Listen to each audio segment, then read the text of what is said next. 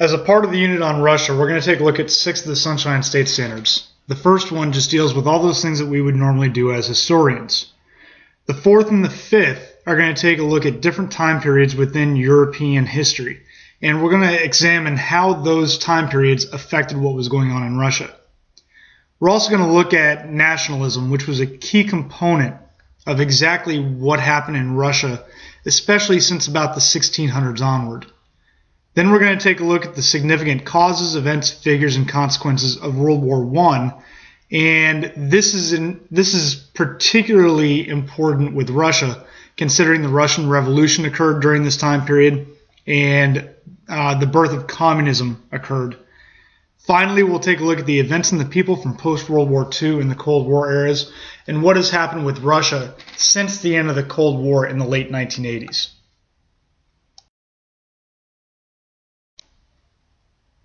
The first question we need to ask ourselves in the study of Russia is, who are the Russians? The Russians are descendants of Viking raiders who descended upon what is now the Belarus, Ukraine, and Russia in the 9th and 10th centuries. We're going to take a look at the map and see exactly where this occurred.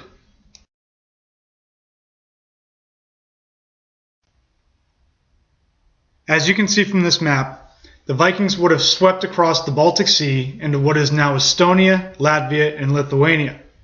They also would have crossed through the waterway that separates Estonia from Finland into what is now St. Petersburg. They eventually made their way down into Novgorod, what would be Moscow, and down the Dnieper River towards Kiev and the Black Sea.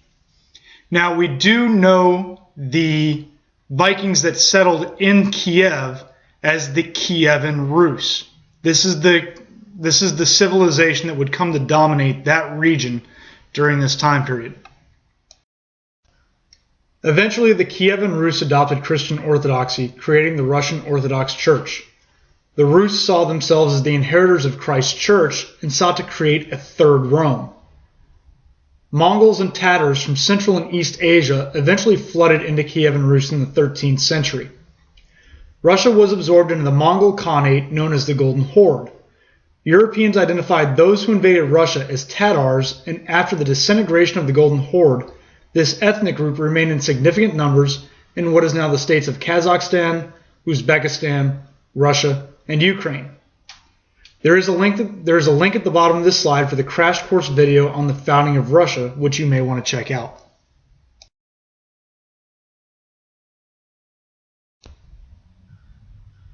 As with the study of any historical period, you do want to know something about the geography of the region you're looking at. So in this map you see what is Eastern Europe and the western part of Russia. The 3 major cities located within Russia proper are the capital of Moscow, the city of St. Petersburg, and the city of Volgograd. Now, Volgograd was known as Stalingrad during World War II and during the communist period of Russian history. St. Petersburg during that same period was known as Leningrad. Now, you also see other capitals in the region. Tallinn is the capital of Estonia, Vilnius, the capital of Lithuania, Minsk of Belarus, Warsaw of Poland, which has at some points been independent, some points been under German control, and some points been under Russian control. Finally, down towards the south, you see Kiev and Odessa, 2 important cities within what is now Ukraine. The Dnieper River flows through Ukraine down towards the Black Sea. You also see in the Black Sea the Crimean Peninsula, which has been of some importance recently. Over to the right, you see the Caspian Sea, which is a large inland sea, as well as the rapidly dissolving Aral Sea. The Aral Sea is another inland sea that has lost most of its area over the past 30 to 40 years because of farming practices within the Soviet Union.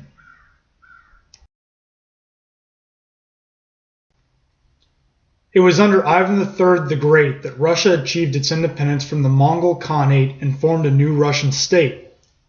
Through marriage, wars, and diplomacy, he tripled the size of the Russian state, which spanned from Finland to the Ural Mountains, with the city of Moscow at its center. In 1480, Ivan refused to pay any further tribute to the Mongols.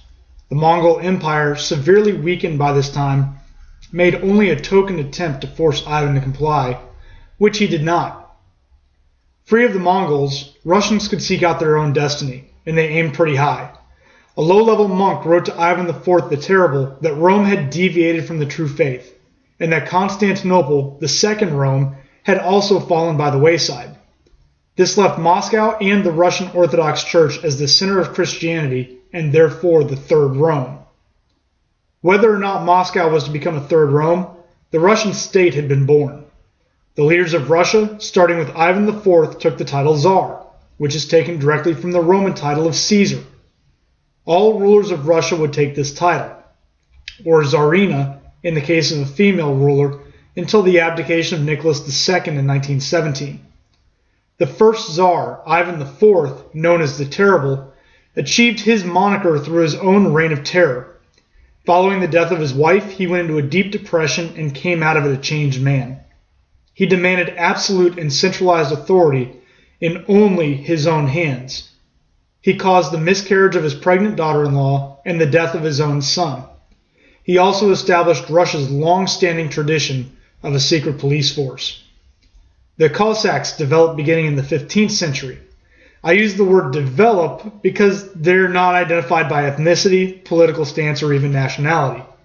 They may have begun as escaped serfs that the Russian state couldn't track down. Their importance to history is their military muscle. They hated authority, but they loved Russia. Following Ivan's reign of terror, Russia was left with weak leadership. The ineffectiveness of Ivan's son led to the time of trouble. It was during this period that the Romanov family took control of Russia. Greatest amongst the Romanovs was Peter. When Peter came to power as a young boy, Russia was, and to many still is, a very inward-looking nation. They distrusted the West and had no use for European science, technology, and thought. And here is a lesson in history. Those nations that insulate themselves from the outside world fall behind it. Russia's paranoid nature made it vulnerable to the outside world. Peter took it upon himself to change this. He embarked on an odyssey that became known as the Grand Embassy, a 2-year-long whirlwind tour of Western Europe. Peter traveled in disguise because of the potential backlash from Russia's wealthy class. On his trip, he tried to secure greater diplomatic security for Russia, but was unsuccessful. What did come of the trip was the knowledge he gained, especially in the area of shipbuilding. While in the Netherlands, he learned of the newest methods and technologies, which he would use in creating Russia's Black Sea Fleet. Other symbols of his desire for Russia to become more European was that he forced Russian men to shave their beards in the same fashion as the men in Western Europe, and he switched Russia to the Julian calendar. Once he had forced his stepsister into a convent, Peter became in all senses of the phrase an absolute ruler. Absolutism is the idea that all authority or control of a state or nation is in the hands of one person.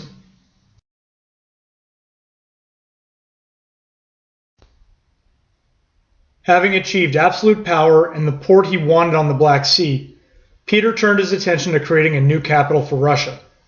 To accomplish this, he would take swamplands in the Baltic and transform them into one of Europe's grandest cities. He constructed a new winter palace, which would serve as the home to Russia's rulers. The statue of Peter, constructed by Catherine the Great as a tribute, faces west towards Europe. Catherine II the Great married into the Russian monarchy. Originally from Prussia, she became the wife of Peter III, whom she later helped to overthrow and assassinate.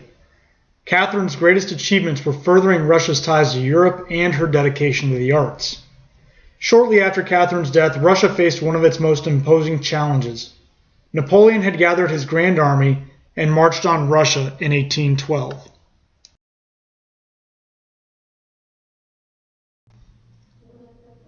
Napoleon's army was immense, with estimates as high as 600,000 men.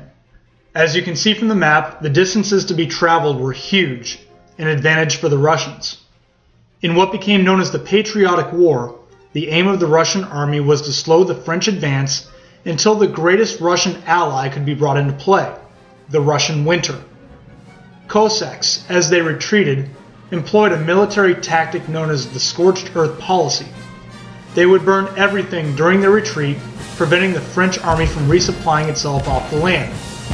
As the French advanced further into Russia, their supply lines became more stretched and increasingly vulnerable to attack from the rear.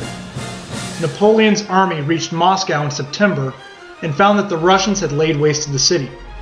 The French began their long march back to their home territory, but the freezing temperatures in Russian army took their toll. Only about 10,000 of the original 600,000 survived the invasion. Napoleon was disgraced, and the mechanisms for his first exile to the island of Elba were set in motion.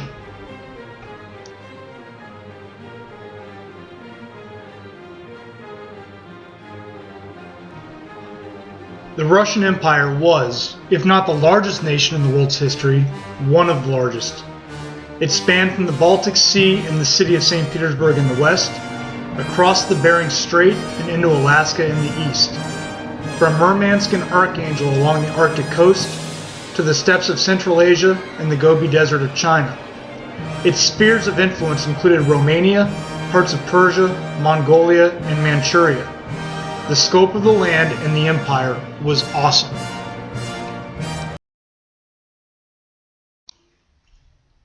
The Crimean War indicated that Russia's power and influence in Europe and Western Asia was on the decline, and that its backwardness in relation to the other major European powers was a significant weakness.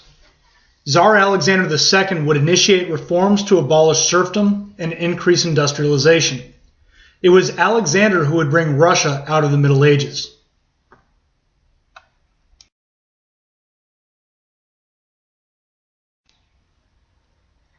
The focus of the Crimean War was, of course, on the peninsula itself, as well as the Black Sea and Sea of Azov. This region has always been of utmost importance to Russia because of its lack of warm water ports anywhere else. Remember that Russia is at the same latitude as Canada. Its ports freeze over for several months each year. Sevastopol provides Russia with much needed access to warm water. As a result, the Bosporus Strait, the Sea of Marmara, and the Dardanelles, which provide access to the Aegean Sea, and by extension the Mediterranean Sea, become increasingly important. At the time of the Crimean War, those bodies of water were under the control of the Ottomans. They are now under the control of the successor government to the Ottomans, the Turks. The Crimean War is probably best known for Alfred Lord Tennyson's The Charge of the Light Brigade, a poem about the failed frontal assault of a British cavalry regiment against Russian and Cossack cannons.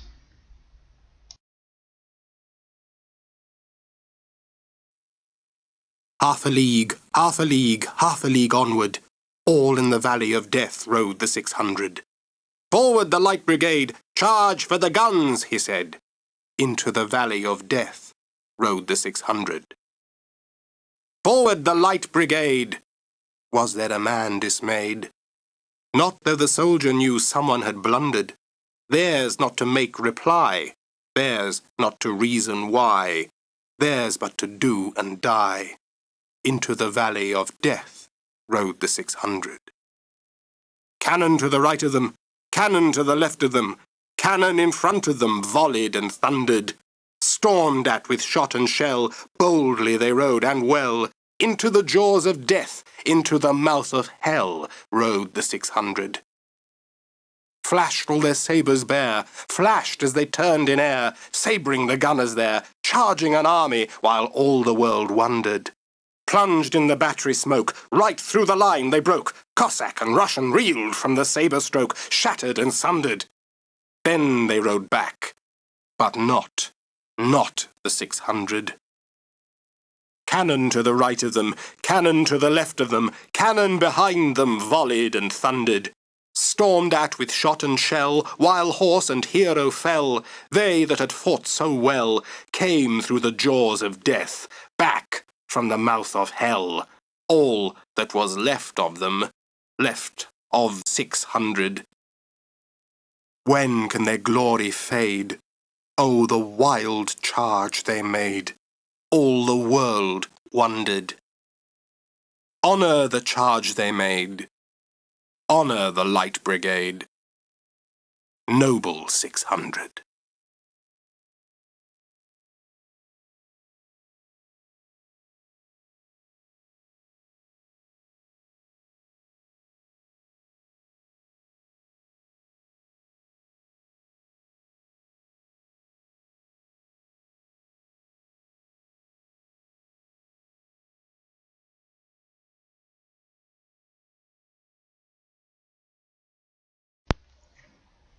Japan and Russia challenged each other over the Chinese region of Manchuria. Japan needed the territory and resources in order to grow. Russia underestimated the Japanese, and what resulted was a disastrous military loss that resulted in the loss of Manchuria as well as the southern half of Sakhalin Island in the Pacific. The victory for Japan signaled its emergence as a power in the Pacific.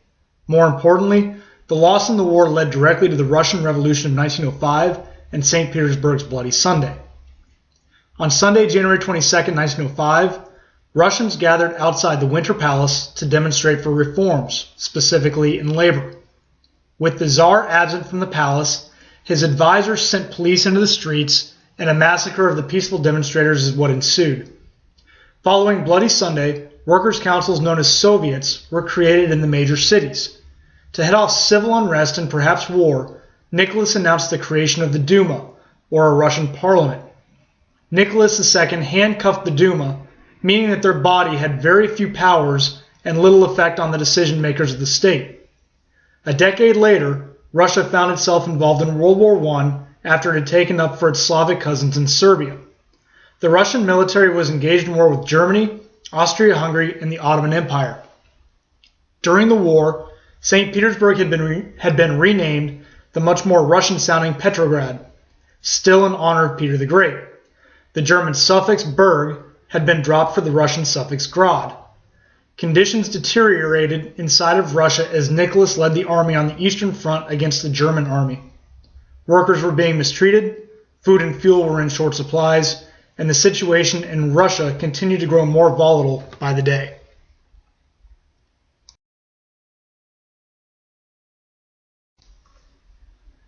The Tsar's wife, Alexandra, was in charge back in St. Petersburg, but she had fallen under the influence of a mystic named Gregory Rasputin. Tsarina Alexandra felt indebted to Rasputin, known as the Mad Monk, because she believed that he was responsible for curing her son Alexei's hemophilia, which is a blood disorder. He was an evil, corrupt, and perverted man, but his power and influence continued to grow through the early years of the war, to the point that those around the imperial family grew more and more concerned with the mystic. Finally, an assassination of Rasputin was planned. What followed is one of the great stories in history. He was lured to her palace where he was given cyanide poison with his food and wine. He didn't die. He was then shot. He didn't die. He was shot again. Then he was beaten with clubs. He still didn't die. Finally, he was thrown in a frozen river where, somewhat miraculously, he died.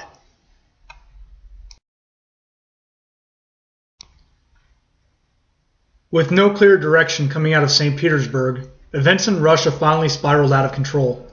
In March of 1917, or February in the Julian calendar, a coup replaced the imperial family with an interim government.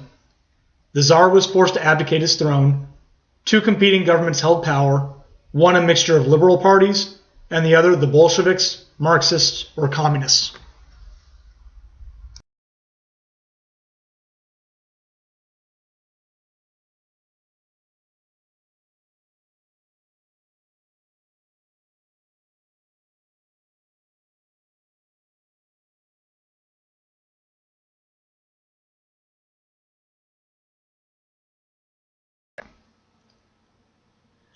In November 1917, the Bolsheviks, which translates to majority, under the direction of Vladimir Lenin, led an uprising against the official provisional government of Russia.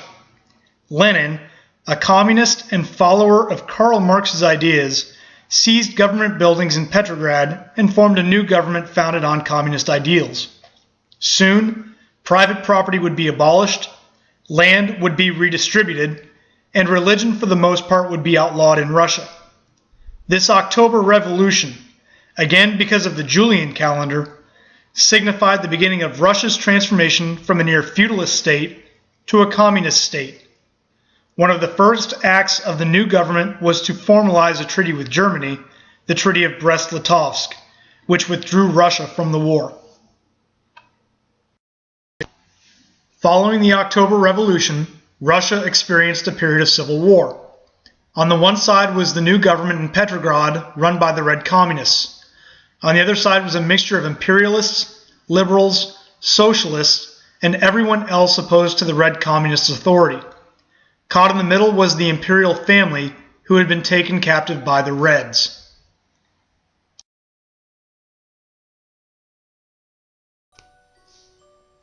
The Reds moved the Romanov family, Tsar Nicholas II, Tsarina Alexandra, their 4 daughters, their son, and the family's servants to a residence in Yekaterinburg in central Russia. As the White Army moved on the communist stronghold of Yekaterinburg, the decision was made to murder the royal family. The family was shuffled into the basement, and one by one, or in pairs, the servants and family were shot. The youngest children watched in horror as their father, mother, and sisters were killed. All were shot. Some were bayoneted after the drunken soldiers missed their marks. Alexei, the sick boy, was the last to die. The entire affair took about 20 minutes. Rumors circulated that Anastasia had escaped. Women in the United States and Germany claimed to be the last Romanov left alive, but recent discoveries in the forests outside of Yekaterinburg have accounted for all of the members of the family.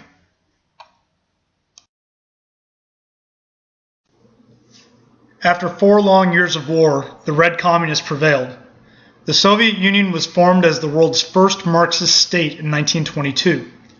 The state held true to the principles of communism: land and wealth redistribution, atheism, nationalization of industries, and industrialization of the country were all policies put in place by the new government.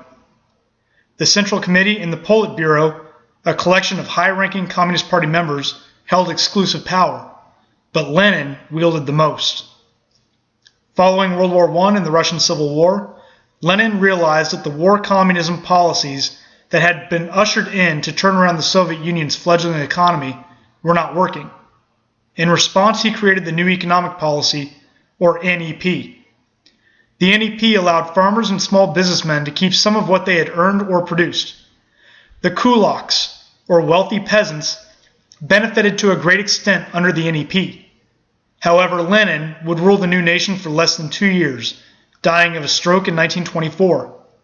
His death precipitated a struggle for power between 2 of his highest lieutenants, a fight that would have dire consequences for the people of the USSR.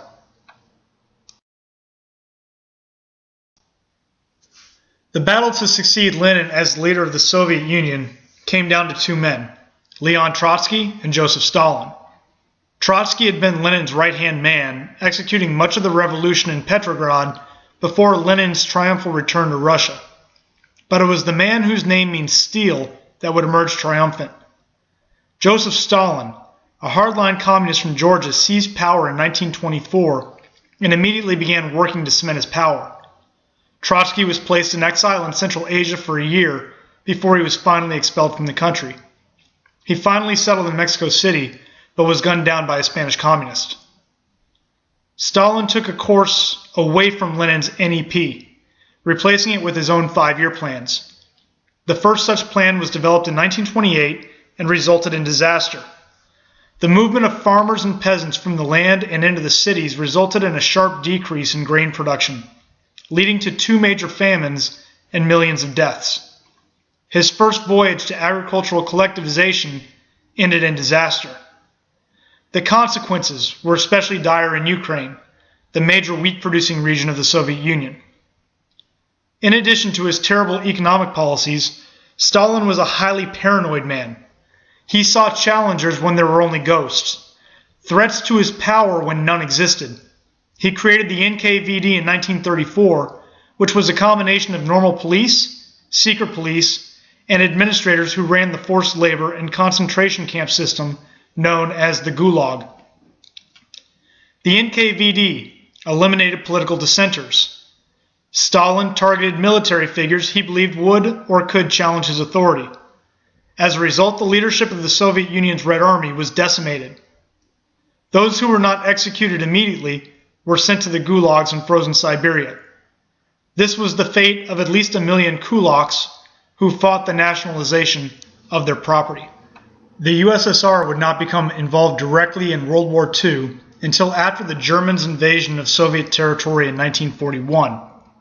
Stalin, however, did take advantage of Hitler's maneuvers in Europe early on. Germany and the Soviet Union split Poland in half. The independent Baltic states of Estonia, Latvia, and Lithuania were occupied by the Soviets in 1940 and integrated into the Union. The Soviets invaded Finland and took a little more than 10% of its territory in the Winter War. The Winter War proved that Stalin's purges had a significant negative effect on the Red Army. Though overwhelmed by superior forces, the Finns held out against the Soviets, inflicting substantial damage on Stalin's war machine before the armistice.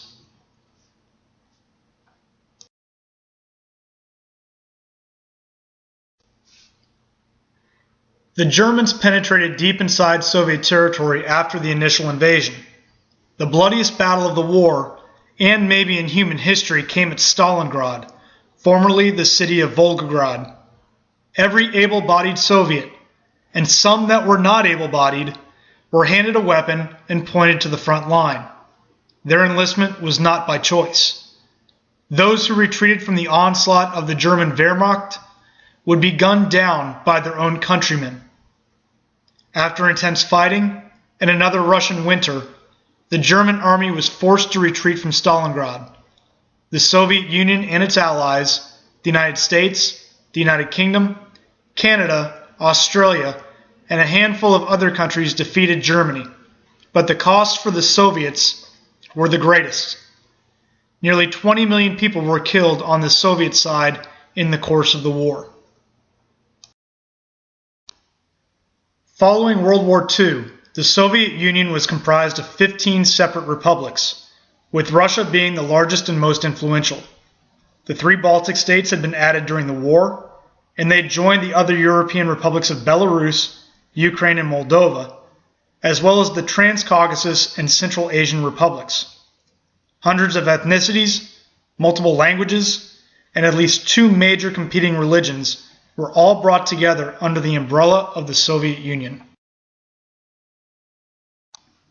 At the conclusion of World War II, the Soviet leadership sought to assert the nation as an equal to the United States.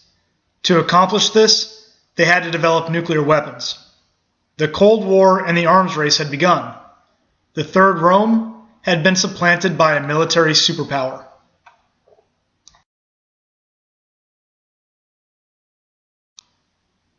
Nikita Khrushchev, who had assumed control of the USSR after Stalin's death, saw an opportunity to test a young American president. Khrushchev placed intercontinental ballistic missiles capable of reaching all of the southeastern United States and topped with nuclear warheads on the island nation of Cuba, which sits just 90 miles from Florida. The communist revolutionaries Fidel Castro and Che Guevara had taken control of the island a couple of years before, and Khrushchev wanted to test John F. Kennedy's reaction. Over the next 13 days, the world teetered on the edge of nuclear annihilation.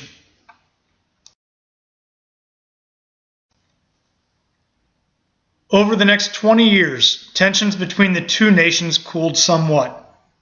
In the 1980s, a reformer came to power in Moscow.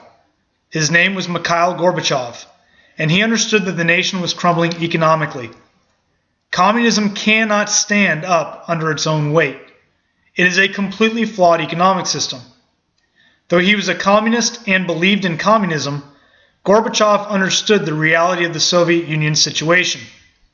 He proposed 2 major programs, Perestroika and Glasnost.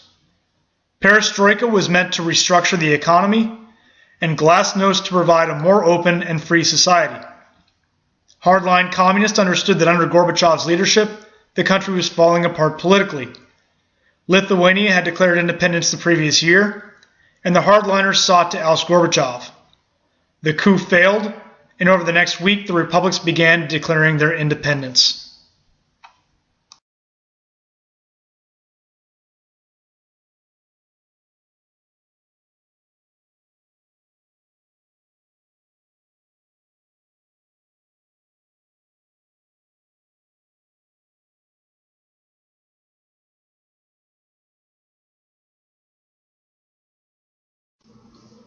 The new Russian Federation is smaller than the Russian Empire and the Soviet Union, but it is still the world's largest country by far. It stretches from St. Petersburg in the west to the Bering Strait in the east. The capital is located in Moscow, and like the Soviet Union before it, the government is run out of the Kremlin. An exclave, Kaliningrad, is Russian territory in what was formerly German lands. The Russian Federation has tried to quell separatist movements within its borders since the collapse of the Soviet Union. The most important and noteworthy conflict is in the breakaway Republic of Chechnya.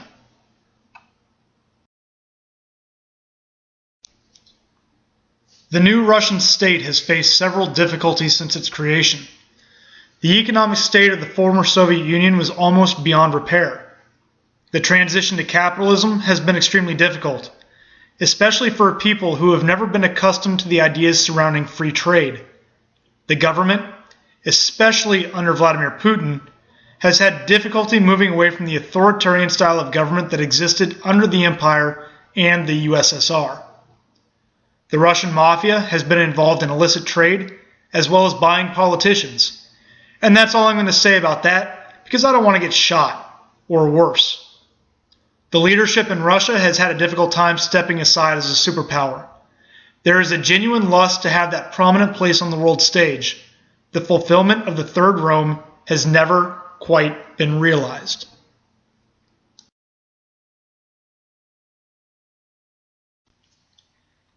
Soon after the disintegration of the USSR in 1991, the small Caucasian Republic of Chechnya sought its own independence from the Russian Bear. The Russians have prosecuted 2 wars against the Chechen population, the first in the mid-1990s and the second in the new century. The majority of the population of Chechnya is Islamic. The rebels have turned to acts of terrorism against Russia, which have included the hostage crisis at a school in Beslan that resulted in the deaths of over 300 people, the hostage-taking at the Moscow theater, in which the Russian government used questionable methods to end the crisis, and the bombing of apartment buildings in Moscow. The recent attacks on the city of Volgograd were perpetrated by militants from the neighboring Republic of Dagestan. The Tsarnaev brothers, responsible for the Boston Marathon bombings in 2013, had visited Dagestan prior to their attack.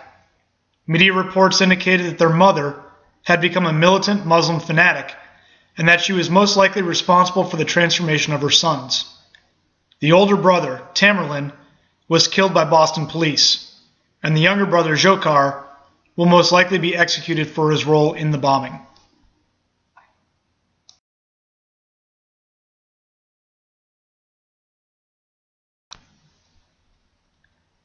Following Boris Yeltsin's eventful, less than sober period as Russia's president, the Russian people elected a former high-ranking KGB officer as their new president. The KGB was more or less the successor of the NKVD, a highly politicized intelligence-gathering arm of the former Soviet government. Vladimir Putin was a career spy, elevated to the office of president.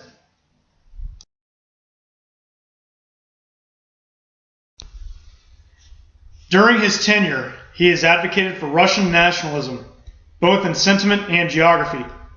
He envisions a stronger and more influential Russia, one on par with or greater than the United States. The propaganda photos and photoshops of the man have become something of legend. He has managed to hold on to power by more or less appointing a successor to hold his seat as president.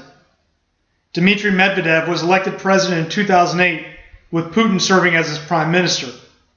Medvedev was nothing more than a puppet, with Putin calling the shots.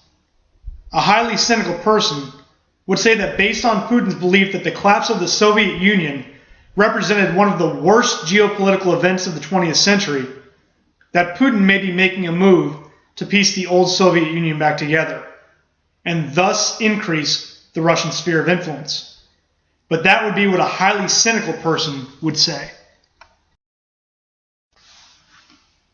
Under Putin's reign, the old authoritarian ways of the Soviet Union have been reestablished. The FSB was created in 1995 under Yeltsin, but it has become the successor organization to the KGB under Putin's leadership. Also of concern is the lack of freedom that has returned to Russia. The state controls major media outlets, including Pravda, the Moscow newspaper. Pravda translates to truth, but only as the Russian government determines. Journalists critical of Putin have died mysteriously, falling out of windows and down elevator shafts, or they've been hit over the head with a hammer or stabbed with a pickaxe.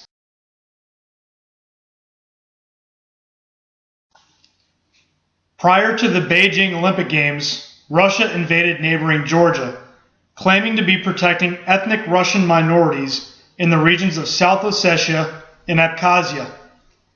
Georgian President Mikhail Saakashvili appealed to the world, but the world did nothing. As of 2014, Russian troops remain in those disputed territories.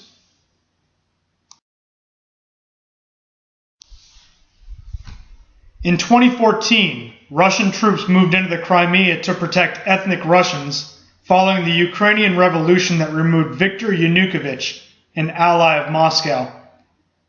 The Russians need the Crimea to remain stable because of the Russian naval base at Sevastopol. What better way for Crimea to remain stable than for it to be in the Russian government's hands?